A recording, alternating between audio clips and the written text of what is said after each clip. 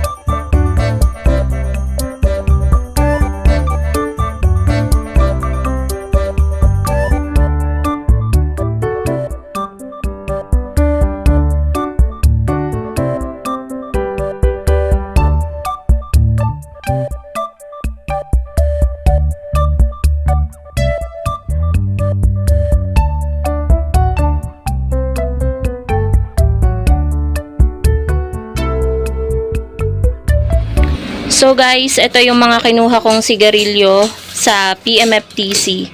So worth 2,590 po siya.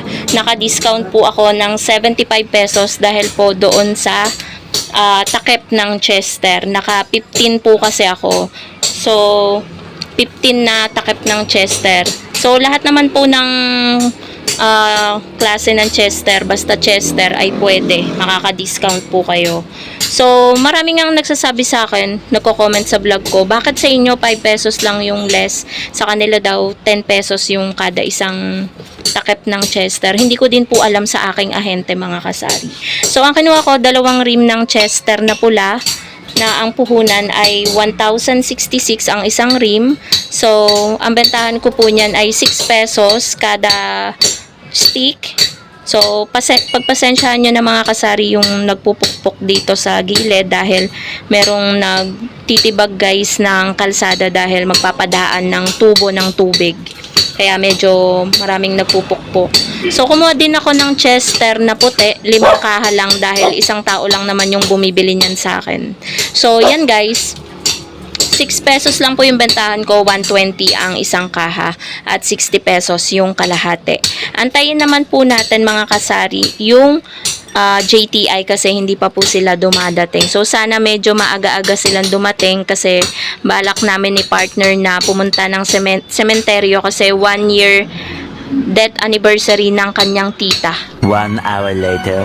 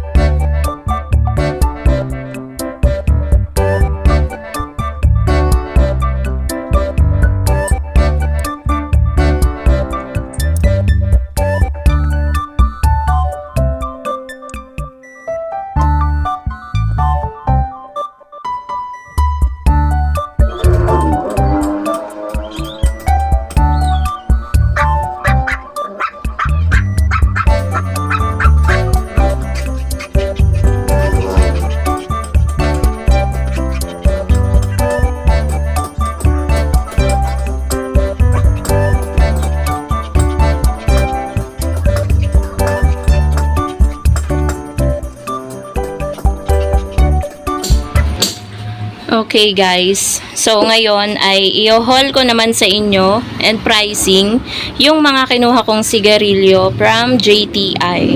So eto po siya, bali kumuha po tayo ng 1, 2, 3, 4, 5, 6, 7, 8 trims ng assorted na sigarilyo. 4 na Camel Menthol, isang Marbles na green at 3 rim ng Camel na pula. So September 30 ang balik po ng JTI, and then asan yung isang resibo? Nagbayad din po ako doon sa parang walang binigay sa akin na resibo. So nagbayad po ako doon sa last na kinuha ko ng magkano ba yun? 7,844 pesos. At yung kinuha ko po ngayon, yung halaga po niya ay 8,719.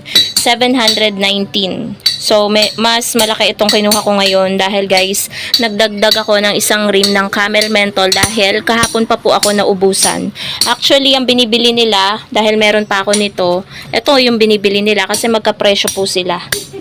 Pero mas mabenta si Camel Menthol. Nagtataka nga guys yung taga JTI, bakit daw mabenta sa akin. Hindi ko rin alam, yun yung hinahanap nila. Yun din kasi yung nakasanayan na nila. So, wala na ako guys, Camel Menthol, oh. 'Di ba? Wala na. So, kumuha ko ng isang rim ng Marbles dahil meron pa naman akong natira dito guys. Ayan o. Tsaka ayan. Hindi ako kumuha ng Mighty puti dahil matumal naman. Pa-stick-stick lang ang bumibili ng Mighty green.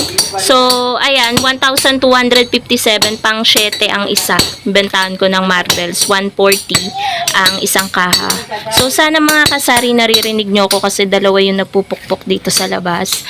So, 1,066 naman yung puhunan nitong Camel Menthol kada isang rim. Kaya pumatak po siya ng 4,264. Tapos, itong 3 rim ng Camel na red, pumatak siya ng 3,198. So, mapa Camel Menthol at Camel na pula ay 6 pesos yung aking bentahan po mga kasari. So, 120 ang isang kaha. So, yan lang naman mga kasari. Walang anything na pa-promo or pa-freebies akong nakuha kay JTI. Thank you so much for watching and happy selling po sa inyong lahat. Happy Monday na rin po mga kasari.